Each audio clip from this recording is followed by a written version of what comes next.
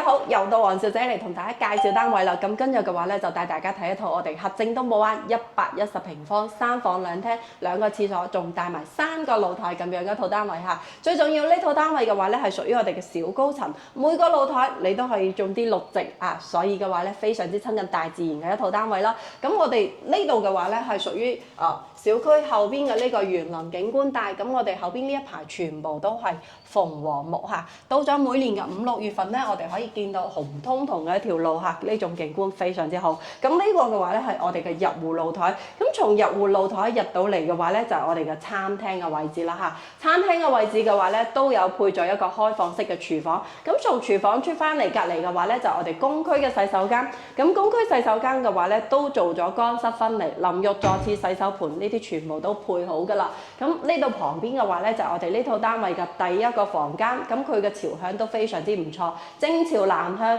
咁呢個房間嘅面積嘅話咧，都已經達到咗差唔多10個平方。咁再從呢個房間出翻嚟嘅話咧，就嚟到我哋客廳嘅位置。客廳嘅位置嘅話咧，成個開間都達到咗4米，所以非常之闊落。而且從客廳出翻去嘅話咧，佢有一個非常之長嘅露台，超過咗7米以上嘅一個露台。從露台出翻嚟嘅話咧，去到我哋嘅第2個書房。書房嘅位置面積都非常之大，達到咗8.5個平方。因為呢套單位嘅話咧，業主自己都未住過，所以係全新嘅一套單位嚟嘅。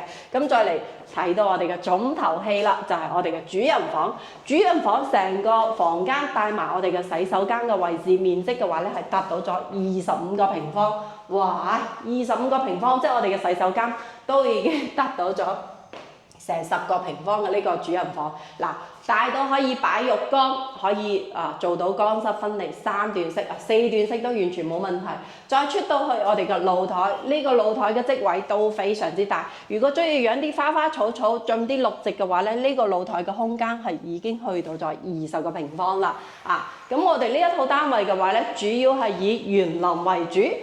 南北對流，通風採光都非常之好嘅一套單位。咁呢一套單位嘅話咧，業主現時都係非常之有誠意放盤賣嘅。如果大家中意呢一套單位，對呢套單位感興趣嘅話咧，可以望到咁樣原生態咁樣綠植嘅景觀嘅話咧，可以喺黃小姐嘅視頻下方留言或者私信俾我都 OK 嘅。咁呢隻單位嘅話咧，業主非常之有誠意放盤嘅。如果大家對呢套單位感興趣，想要住大平層嘅單位，就可以喺黃小姐嘅視頻下方留言或者私信俾我。咁今期呢集單位嘅視頻就分享到呢度，我哋下一期再見，拜拜。